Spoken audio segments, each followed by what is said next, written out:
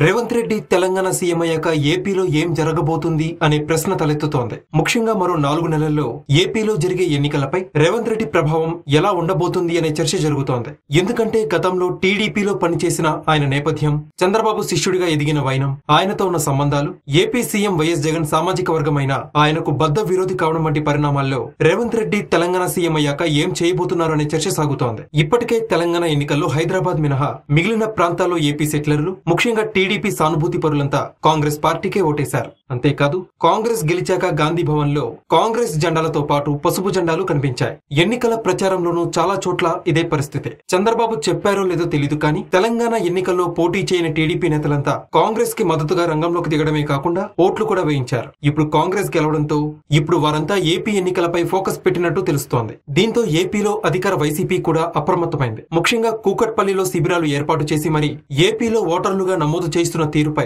YCP నేతలు ఇవాళ ఈసీకి ఫిర్యాదు కూడా చేశారు. దీంతో రాబోయే ఎన్నికల్లో ఏపీలో ఏం జరగబోతుందో హింట్ అందుతోంది. ముఖ్యంగా ఏపీలో గత అసెంబ్లీ ఎన్నికల్లో చంద్రబాబుకి కేసీఆర్ రిటర్న్ గిఫ్ట్ ఇస్తే ఇప్పుడు రేవంత్ రెడ్డి ఏపీలో జగన్ కి కూడా రిటర్న్ గిఫ్ట్ ఇవ్వబోతున్నారా అనే చర్చ సాగుతోంది. చంద్రబాబు శిష్యుడిగా పేరు తెచ్చుకున్న రేవంత్ రెడ్డి ఇప్పుడు టీడీపీతో నేరుగా అంటకాగే అవకాశం లేకపోయినా ఆయన ప్రమాణ స్వీకారానికి చంద్రబాబుని ఆహ్వానించే అవకాశాలు మాత్రం ఉన్నాయి. అలాగే సీఎం జగన్ ని కూడా ఆహ్వానించే అవకాశం ఉంది. అలాగే ఏపీలో కాంగ్రెస్, టీడీపీ ఇప్పటికే అమరావతి ఉద్యమంలో కలిసి పనిచేస్తున్నాయి. ఇప్పుడు రేవంత్ తెలంగాణ సీఎం అయితే ఈ బంధం మరింత బలపడే అవకాశం ఉంది. అదే జరిగితే జనసేన కూడా కాంగ్రెస్, టీడీపీలతో కలిసి ఎన్నికలకు వెళ్లినా ఆశ్చర్యం లేదు.